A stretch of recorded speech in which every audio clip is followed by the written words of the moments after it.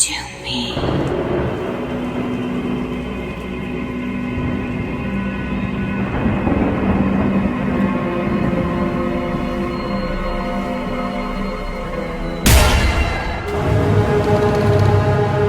Greetings, my little lovelies.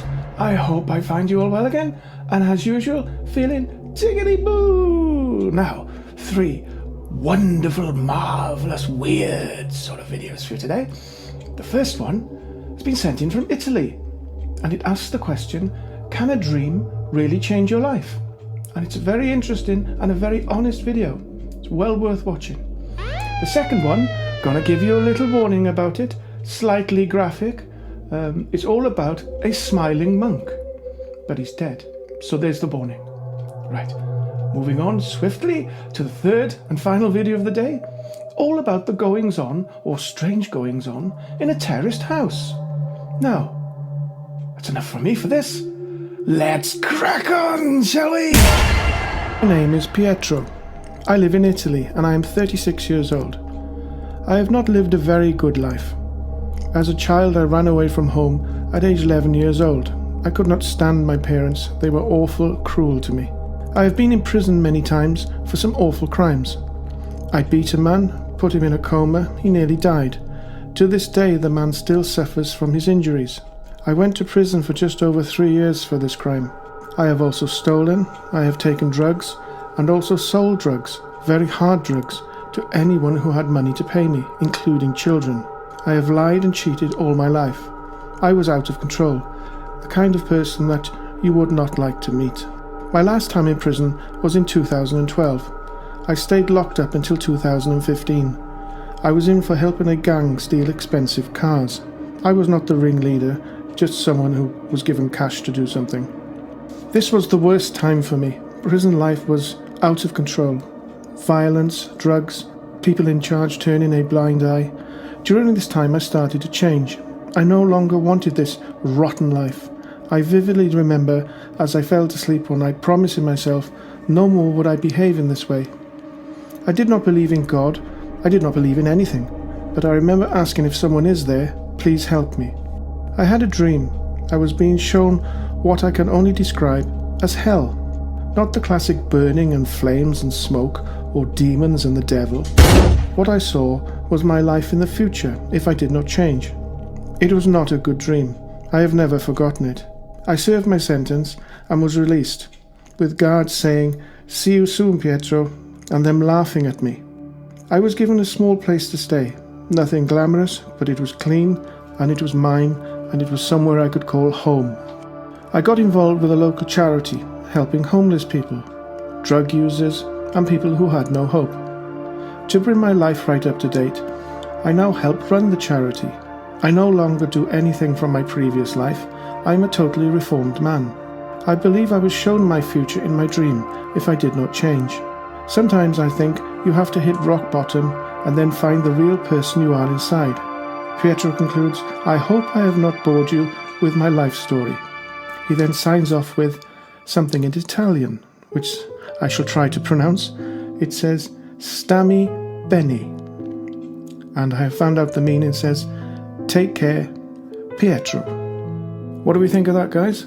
What do I think of Pietro's story? He hasn't pulled any punches. He's been very honest in his life, but he has changed it and turned it around. I wish him well.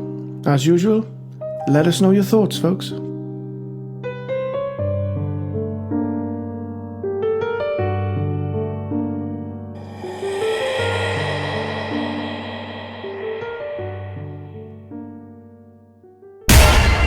Incredible images show a smiling deceased Buddhist monk being exhumed by his dedicated followers 2 months after he died.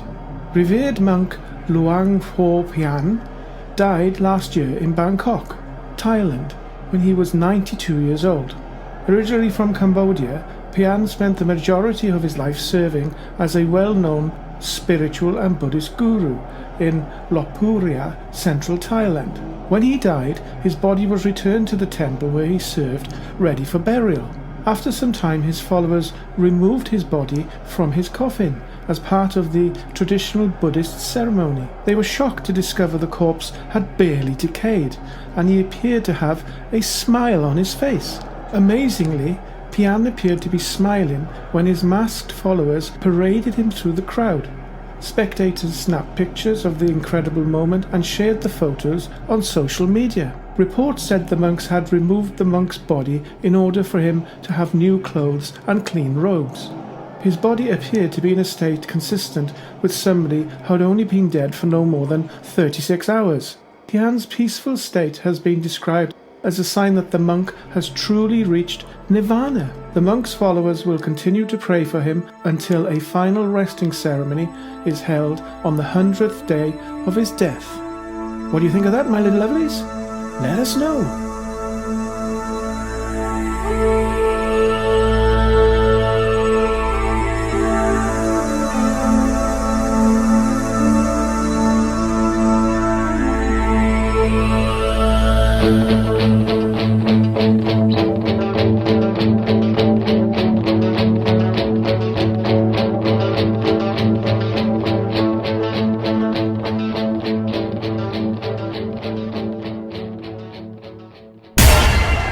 Right guys, before I show you the next video, a little bit of background information on it. This has been sent in to us via third hand. The woman at the centre of this video lives in Ireland and wishes to remain anonymous as to the ongoing situation. But her friend has emailed me and sent this in. See what you think, guys. My friend's name is Sandra. She works 2 jobs, is divorced with one 4-year-old girl. Sandra lives in a modest terrace house. 3 months ago, the next door neighbours moved out. They had only been there 6 weeks. The previous occupants that had lived there were there most of their lives. They raised a family there and were very good neighbours. The wife died many years ago, leaving her husband. He then passed away 6 months ago. Sandra's friend tells us she has noticed a very odd smell that seems to be coming from the empty house. Also, she hears noises as if someone is still living there, but obviously no one is.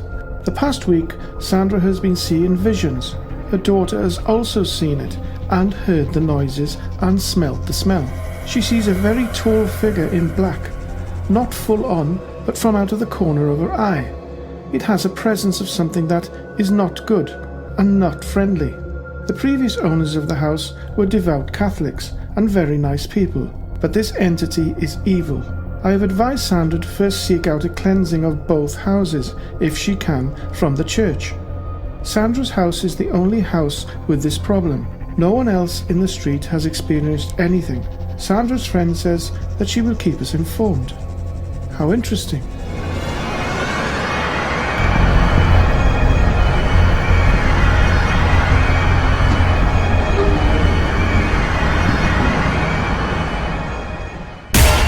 Welcome back, my little lovelies. I hope you enjoyed them. I hope number 2 didn't scare you too much and wasn't too graphic.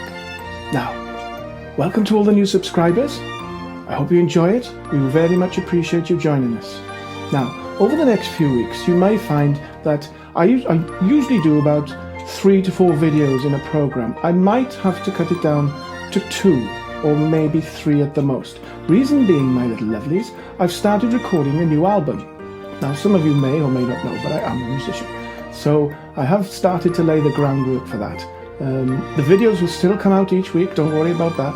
But because of time restraints, family, all that sort of thing, there's only so many hours in the day, and I need to crack on, as they say. So I've started it, and thoughts just come into my head.